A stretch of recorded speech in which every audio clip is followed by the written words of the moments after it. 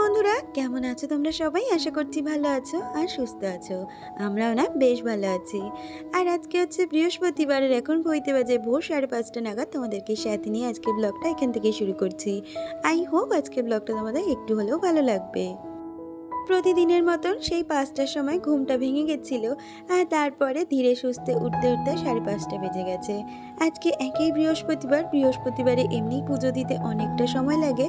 আর তারপর সকালটা একটু তাড়াহুড়োর মধ্যে থাকে, যেহেতু তোজোর স্কুলে টিফিন বানিয়ে দেওয়া বা ওকে রেডি করানো সমস্তটা নিয়েই।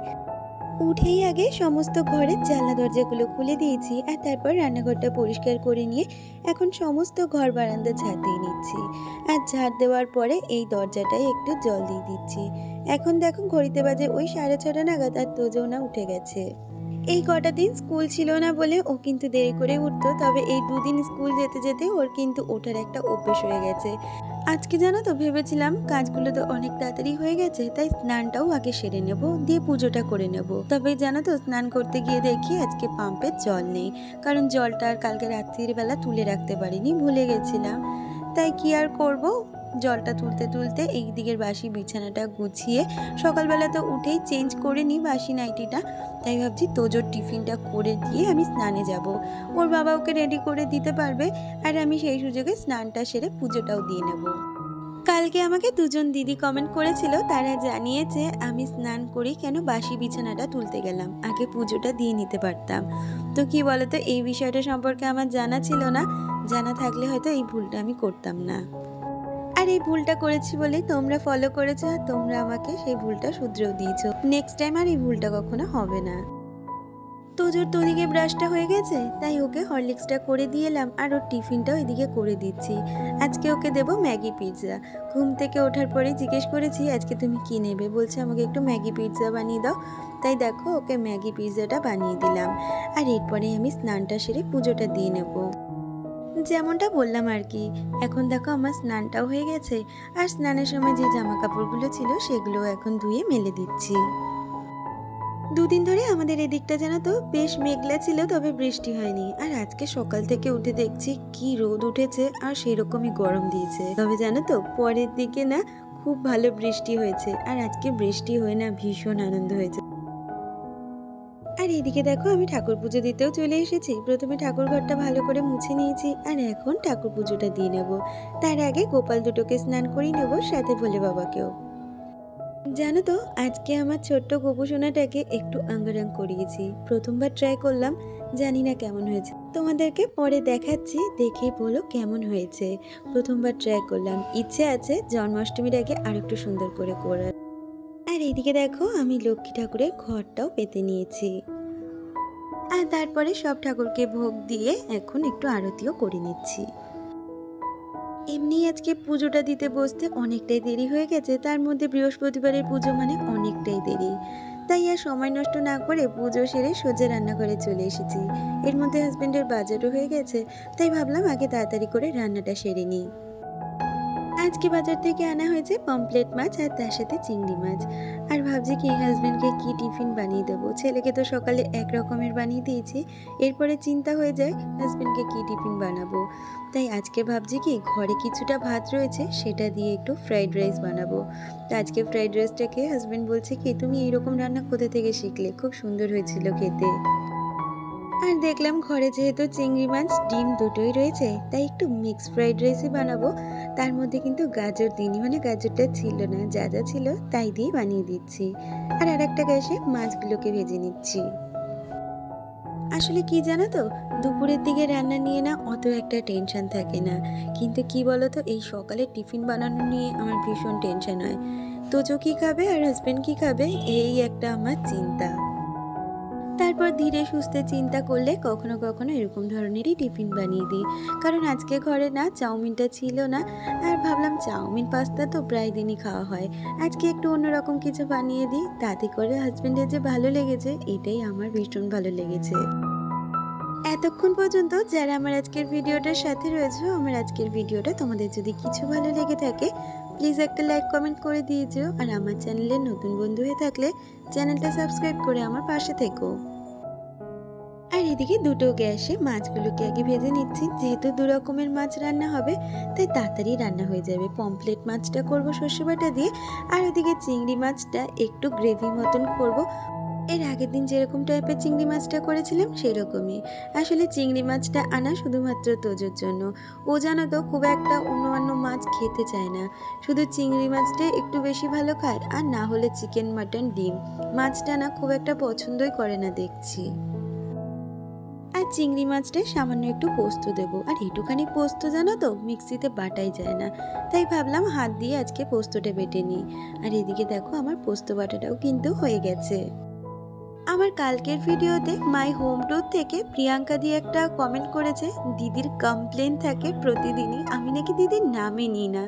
না গো দিদি, আমি কিন্তু প্রায় ভিডিওতে তোমার নাম নিই, তুমি হয়তো সেই ভিডিওগুলো স্কিপ করে যাও, শুনতে পাও না।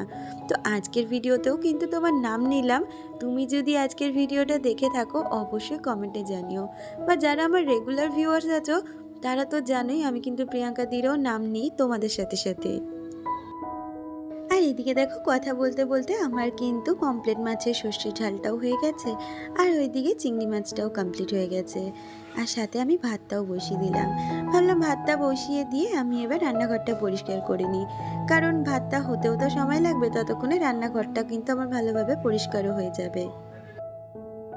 আর সেই যে জামাই ষষ্ঠী দেখেছিলাম মানি প্ল্যান্টটা এনেছিলাম, দেখো মানি প্ল্যান্টটা কিন্তু খুব সুন্দরভাবে বেড়ে উঠছে ধীরে ধীরে। আর এদিকে দেখো একটা গ্যাসের ঝিক নামিয়ে নিয়েছি, তার সাথে প্রতিদিনের যে সাঁড়াশির ট্রে থাকে সেগুলোকেও মেজে নিচ্ছি। আসলে কি বলতো, ট্রেটা না আমার প্রতিদিনই মাজতে হয়, যেহেতু গ্যাসের তলার দিকটা থাকে তেল ছিটে কিন্তু পড়েই, তাই ওটা যদি প্রতিদিন না মাজি নোংরা হয়ে যাবে আর তেল ছিটছিটে বেশিই হয়ে যাবে। আর তারপরে বেসিনটাকে ভালো করে মেজে নিয়েছি, আর তার সাথে যে ন্যাকড়াটা দিয়ে মোছামুছি করি সেটাও ভালো করে ধুয়ে এখন জানলায় মেলে দেবো। জানলায় মেলে দিলে না খুব সুন্দর শুকিয়ে যায়। আর এই দেখো আমার ছোট্ট গোপুসোনা কেমন লাগছে বন্ধুরা, অবশ্যই কমেন্টে জানিও। আর এই গোপুসোনাকে সাজিয়ে না জানো তো এতটা মনের দিক থেকে ভালো লেগেছে, আর গোপুসোনার যেন মনে হচ্ছে একটা নতুন রূপ ফিরে পেয়েছে। আর তারপরে তো দেখতেই পেলে বৃষ্টির মধ্যে তোজো আর তোজোর বাবা কিন্তু ফুটবল খেলে নিচ্ছিল।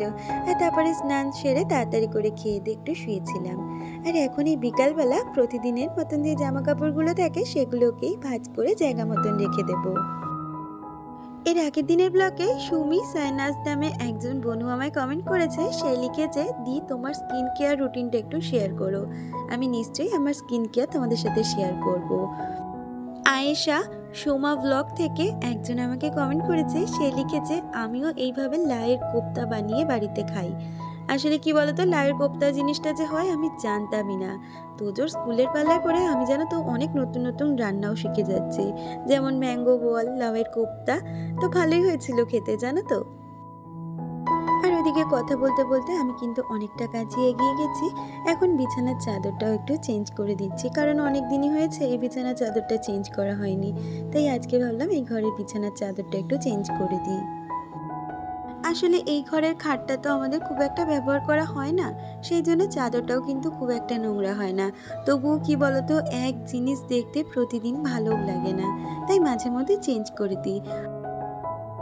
আর সকালের দিকে না ওই বৃষ্টি বৃষ্টি করেই না কোনো কাজ সেভাবে করতে পারিনি, তাই এই ঘরের ডাস্টিংয়ের কাজটা আজকে একটু বিকালই করে নিচ্ছি। বিকাল বলতে এখন ঘড়িতে বাজে ওই 5টা নাগাদ, এর মধ্যে সমস্ত কাজ করে নিচ্ছি।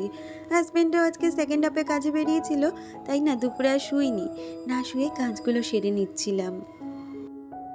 আবার কি বলতো, সামনেই আসছে শ্বশুরমশাইয়ের বাৎসরিক কাজ, তো সেই জন্য ভাবছি প্রতিদিনের ডাস্টিংয়ে তো ঘর বাড়ি খুব একটা নোংরা হয় না, আর তখন তো লোকজন আসবে বাড়িতে, তারপরে ঘর বাড়ি আবারও ডিপ ক্লিনিং করব।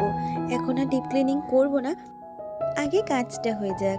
আসলে আমাদের মেয়েদের কোনো অনুষ্ঠান থাকলে বাড়ির কাজের দিকে চিন্তা থাকে, আর ছেলেদের এই বাইরের কাজের দিকে চিন্তা।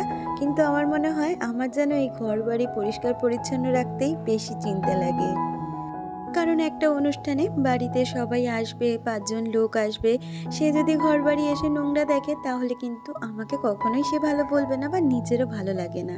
সেই জন্য এমনিতেই তো আমি সবসময় পরিপাটিভাবে ঘর বাড়ি গুছিয়ে রাখি, আর লোকজন আসার কথা শুনলে যেন ঘর বাড়ি আরও বেশি করে গুছিয়ে রাখতে ইচ্ছে করে। আর এই দেখো শ্বশুরমশাইয়ের ঘরে সমস্ত ডাস্টিংয়ের কাজটা কমপ্লিট করে এখন দুটো ঘর ঝাড় দিয়ে নিয়েছি। আর তারপরে একটু আলতা পরতে বসে পড়েছি। আজকে তো বৃহস্পতিবার, তাই আলতাটা পরে নিচ্ছি। অনেক দিন জানো তো আলতা পরিনি বৃহস্পতিবারে। আজকে যেহেতু সময়টা পেয়েছি তাই ভাবলাম একটু আলতাটা পরে নিই। আর অনেকটা পরেই দেখলাম হাজব্যান্ড চলে এসেছে সাথে বেকারি বিস্কুট নিয়ে। তাই তাড়াতাড়ি করে চাটা বানিয়ে চাটা খেয়ে নিয়েছি। আর এখন দেখো সন্ধে দিয়ে নিচ্ছি। আজকে না অনেক দিন পরে নারকেল ছোবা পেয়েছি। আসলে সেদিনকে তোজোর স্কুলের জন্য যে নারকেল দিয়ে ম্যাঙ্গো বলটা বানিয়েছিলাম, সেই নারকেলের ছোবাটা দিয়ে আজকে একটু ধুনো দেখিয়ে দিলাম ঘরে। আর বাইরে জানো তো এখনো কনস্ট্যান্ট বৃষ্টি পড়ে যাচ্ছে। তাই হাজব্যান্ড আর তোজোর ডিমান্ড হয়েছে লুচি খাবো আর তার সাথে চিকেন কষা। ওইদিকে দেখো চিকেনটা হচ্ছে আর এদিকে আমি গরম গরম লুচিও ভেজে নিচ্ছি। আজকের রাত্রের মেনুটা কিন্তু এরকমই ছিল, খুব টেস্ট হয়েছিল। আর বৃষ্টি ভেজা দিনে এরকম মেনু হলে কার না ভালো লাগে বলো। তাহলে বন্ধুরা আজকের ভিডিওটা এই পর্যন্তই রাখছি। দেখা হচ্ছে পরবর্তী ভিডিওর সাথে। ততক্ষণ তোমরা ভালো থেকো, সুস্থ থেকো, পরিবারকে নিয়ে সুখে থেকো।